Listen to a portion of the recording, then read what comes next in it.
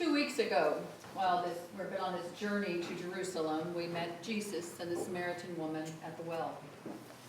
We talked about the difference between being welcoming and being inviting, about being like welcoming, Jesus greeting her at the well, saying, "Hey, how you doing?"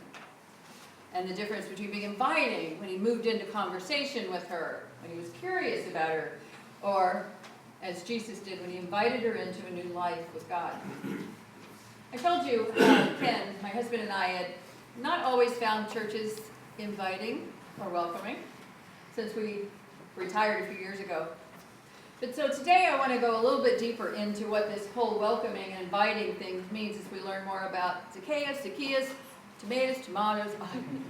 I like that.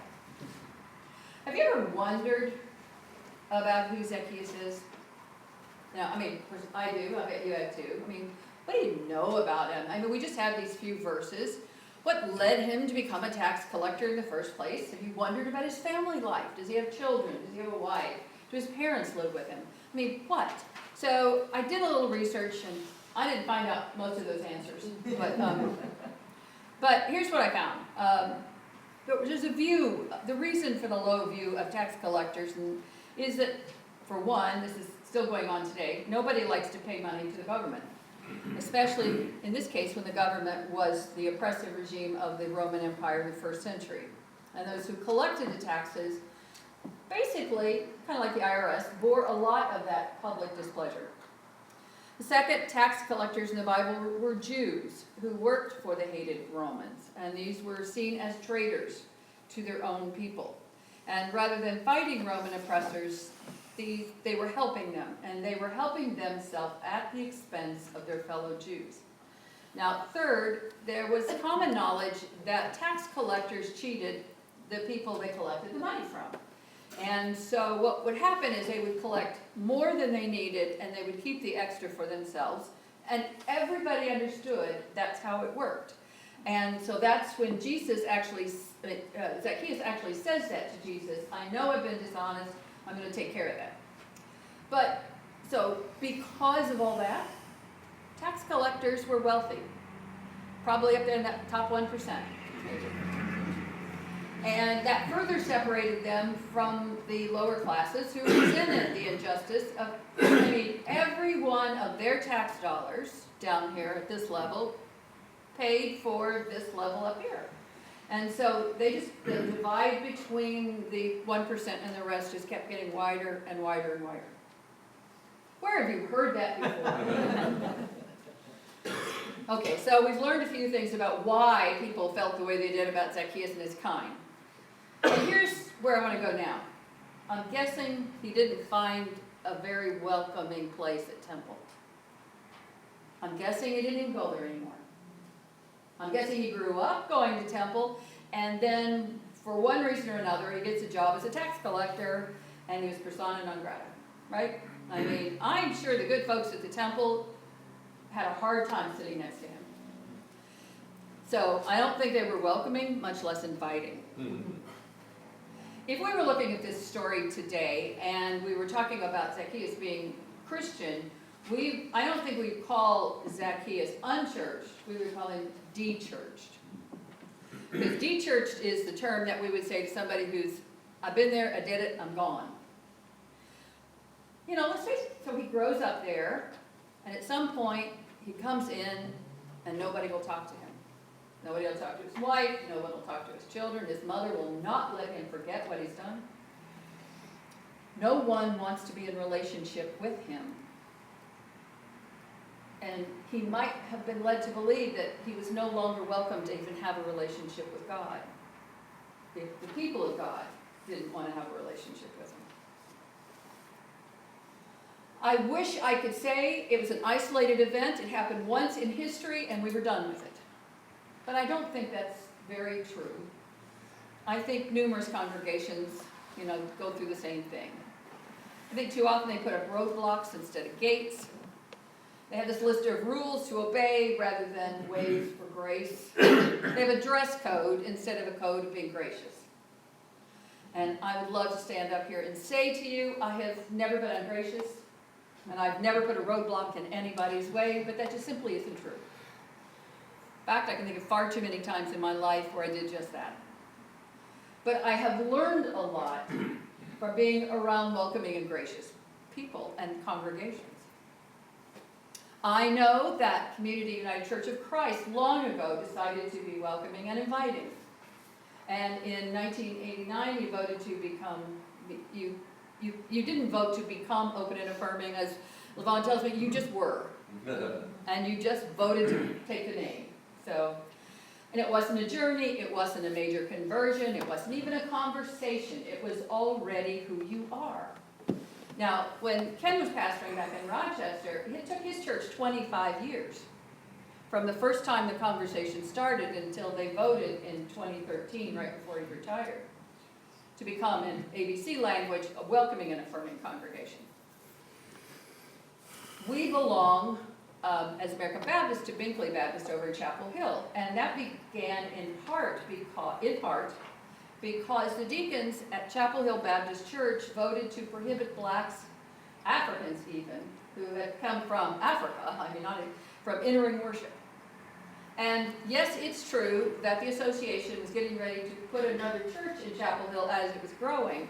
It's also true that there were members of Chapel Hill Baptist Church who couldn't be part of that congregation anymore, who couldn't be part of a church that would send missionaries to Africa but wouldn't let the Africans actually come to church.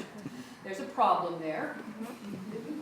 And I don't know how long it took Olin T. Binkley Baptist Church to finally get going, but it was formed in 1958. And it was part of the civil rights movement, particularly in Chapel Hill. And the major principle of Binkley throughout its history has been inclusiveness. And those founding members, one of whom just died, actually, Carol Ripley Moffat's mother-in-law, Hilda, just died. And they were founding members. Carol was the last interim. And Binkley also encouraged full participation of women as in lay and ministerial leadership, and they've been licensed and ordained.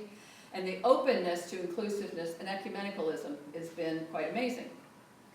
But okay, so we have the LGBTQ community, we have the racial one, and then we have a whole lot of other little categories there. And some decent, some have not, but I've struggled with congregations over being a woman clergy. I'm divorced. And that can cause problems. And unwed parents have problems, and those with mental health issues and disabilities don't always feel all that welcome into churches.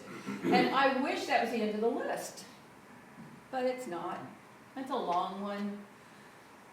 But what I want to say to you today, kind of going with Paul on his perspective, is I want you to think that every person who walks into the door here is Zacchaeus, looking to be welcomed. We don't know what's going on inside. We may never know what's going on inside, and we might. But every Sunday, somebody new walks in here. And every Sunday, somebody's giving us the opportunity, yes, to be welcoming, but to also be inviting, to be curious, to be interested, to care about them. It's not just an every Sunday event, though. In our lives, we run into Zacchaeus every day, don't we? Every day. A week ago Saturday, I went back to Lafayette, Indiana, to do the memorial service for a man who was one of the really, really good guys in life. Now, after Jim and Sue had been divorced, and I think they knew each other in high school, and then they got married, and when he died, they'd been married 35 years. And until the day he had his massive stroke, he would bring her coffee in bed. They were the most romantic couple, like, ever. But for the rest of us, they were, and Sue still is, among the most welcoming and inviting of people. They would meet you at church, they would invite you to lunch, they made sure you knew about the women's breakfast or the men's breakfast. I was always invited to their home for dinner and a lot of Purdue basketball games and into their celebrations of their lives and the times where they grieved, at funerals. And I want to be them when I grow up, that kind of people. Welcoming and inviting people. And I see a lot of them here too. I see you. On Tuesday, Anita Sawney, invited me to attend the Loaves and Fishes breakfast.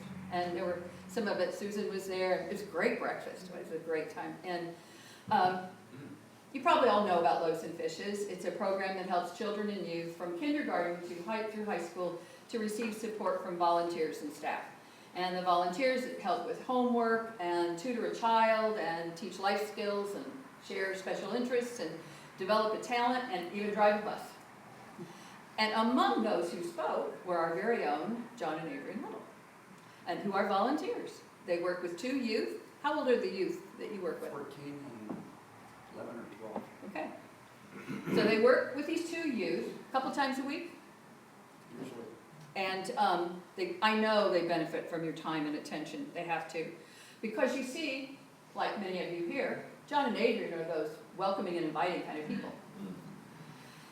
And at the breakfast, we were blessed to see the product of the volunteers' impact through 3 youth who gave a version of a testimony. Now, one of the young women had been crowned, I can't even get all the title, but it was Talented Teen was in there, and she wore a crown that day, and she thanked everybody for their encouragement.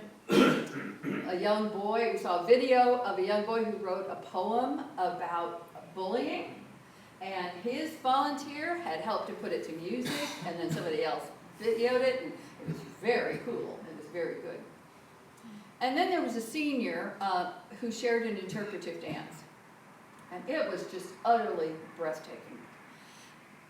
And while she danced, the words in the video of the song was up on the screen, and I'd love to show it to you, but can't do that. So it won't be as good as what I saw, but I want to share with you the words to this carefully chosen song. You're my flashlight. Pay no attention to grammar. It'll drive some of you crazy. When tomorrow comes, I'll be on my own, feeling frightened of the things that I don't know. When tomorrow comes. And though the road is long, I look to the sky, and in the dark I stop, and I won't fly, and I sing along. I got all I need when I got you, and I look around and see sweet life. I'm stuck in the dark, but you're my flashlight. You're getting me through the night, can't stop my heart when you're shining in my eyes. I can't lie, it's a sweet life.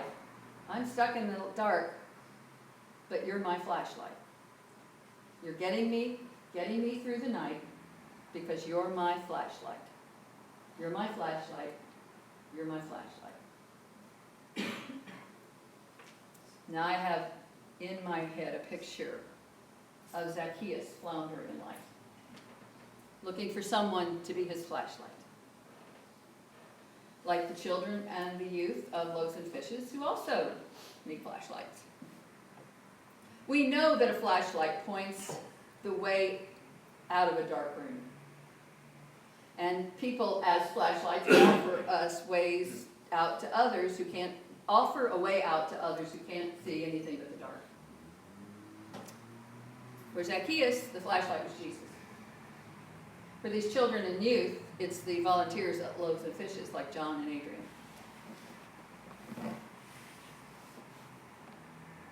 So while I think you're all really welcoming and inviting people, let's be on the lookout to be even more welcoming and inviting.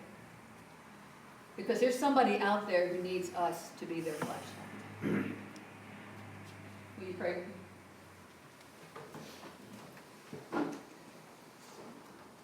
Holy God, thank you for people who give so much to our world to change our lives, and help us to be those people, that we may do it in your name as your flashlight. Amen.